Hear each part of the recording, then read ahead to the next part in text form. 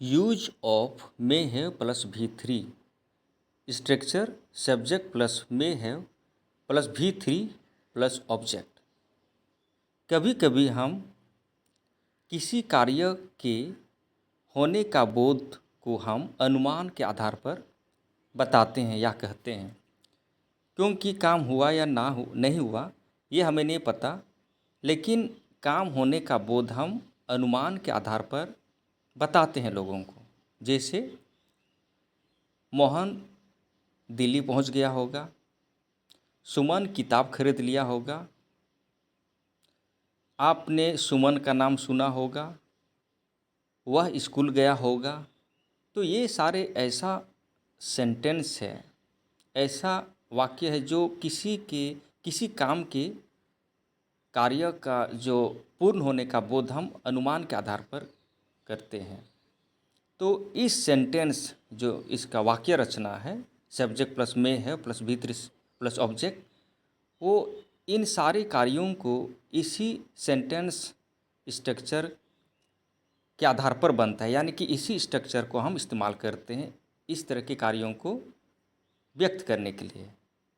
जैसे मोहन बाज़ार गया होगा, हमको नहीं पता मोहन कहाँ है, लेकिन एक अनुमान के आधार पर कि वो अब बाज़ार में है, यानी कि वो बाज़ार में कुछ कर रहा है, बाज़ार जाने का काम ऑलरेडी हो चुका है। तो इसको हम क्या कहते हैं कि मोहन बाज़ार गया होगा। ठीक है। और कभी कभी कहते हैं कि आपने महात्मा गांधी का नाम सुना होगा, नेहरू जी का नाम सुना होगा। बहुत सारे ऐसा सेंटेंस है जो हम लोगों को अनुमान के आधार पर बताते हैं। तो इन्हीं सारे वाक्यों को इंग्लिश में व्यक्त करने के लिए, इंग्लिश में बताने के लिए इस स्ट्रक्चर का हम इस्तेमाल करते हैं।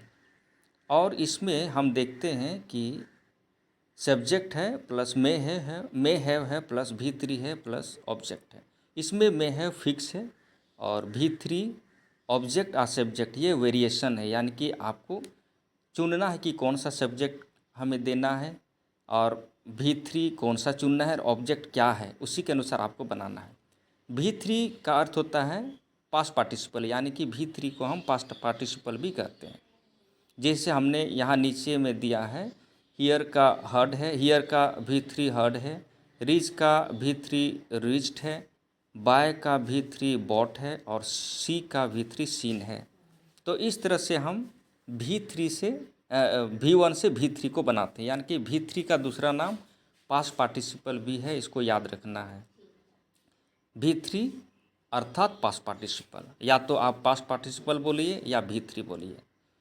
तो चलिए हम इससे आप कुछ सेंटेंस को बनाने का प्रयास करते हैं। पहला सेंटेंस है, आपने रोहन का नाम सुना होगा। इसका इंग्लिश है you may have heard the name of Rohan.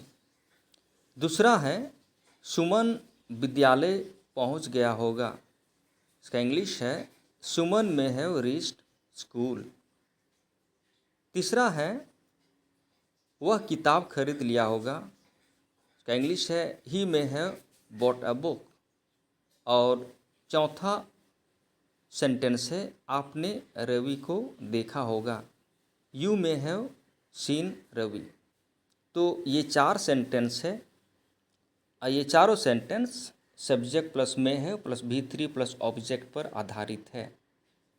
तो यहाँ पर चारों सेंटेंस से क्या पता चलता है कि हम एक अनुमान, आपने रोहन का नाम सुना होगा, यानी कि अनुमान लगाते हैं कि आप कभी सुने हैं।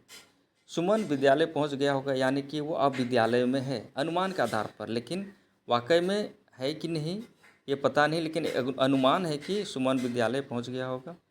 और तीसरा में वह किताब खरीद लिया होगा और चौथा में है आपने रवि को देखा होगा। तो इस तरह का सेंटेंस को समझ करके, अगर सेंटेंस समझ में आ गया, हिंदी सेंटेंस को अगर आप समझ गए तो आसानी से इस स्ट्रक्चर पर कोई भी सेंटेंस, इस पर आधारित सेंटेंस को बना सकते हैं। एक्शन अलग हो सकता है, कौन सा कार्यों को व्यक्त करना चाहते हैं V3 को आप चेंज कीजिए, सब्जेक्ट को चेंज कीजिए, कौन सा ऑब्जेक्ट लग रहा है, और इस तरह से आप आसानी से सेंटेंस बना सकते हैं।